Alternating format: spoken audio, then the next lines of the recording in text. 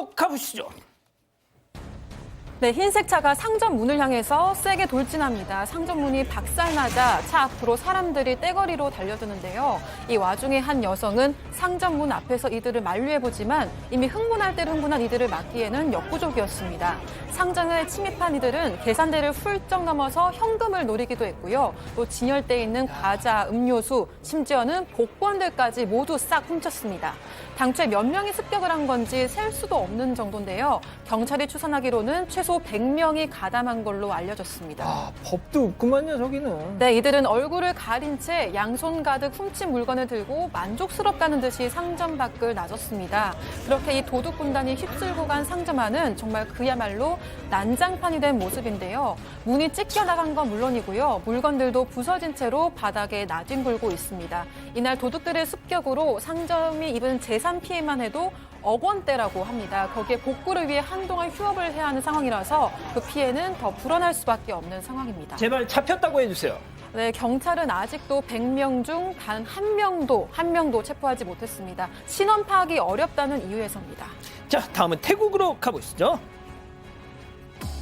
네, 자전거 뒤로 배달 오토바이 한 대가 따라붙습니다. 그런데 자전거를 가로질러서 그 앞을 딱 막아서는데요. 오토바이에서 내린 이 배달원, 대뜸 할아버지 얼굴을 나보고 세게 내려칩니다. 여기에 끝나지 않고 배달원은 주먹을 날리고요. 밀어서 넘어뜨리기까지 했습니다. 저 인간 뭐예요, 저거? 네, 이 폭행으로 할아버지는 귀를 크게 다쳤고요. 또 보청기 역할을 하는 기계마저도 박살이 나버리고 말았습니다. 할아버지는 연로한 나이로 어떻게 대처를 해야 할지 난처해했는데요. 손주들이 배달원 고소에 나섰습니다. 그리고 소식을 듣고 나서야 배달원은 뒤늦게 할아버지를 찾아왔는데요. 역시나 사과는 없었습니다. 합의금 얘기부터 꺼냈다고 합니다. 와, 저거 사람도 아니네, 저거. 네, 그 합의금마저도 터무니없는 금액이었는데요. 2,500바트, 우리 돈으로 약 10만 원이었습니다. 할아버지의 가족들은 이런 배달원의 태도에 분노할 수밖에 없었겠죠. 하지만 할아버지는 고민 끝에 합의를 해주셨다고 합니다.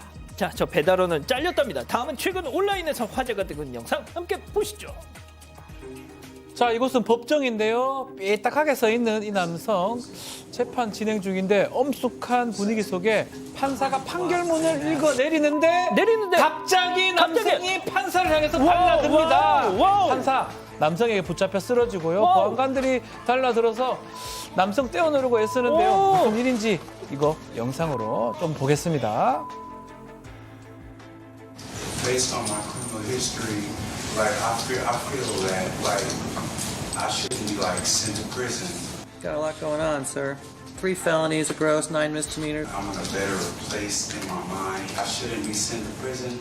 But I think it's time that he gets a taste of something else because I just can't with that history. In accordance with the laws of the state of Nevada, this court...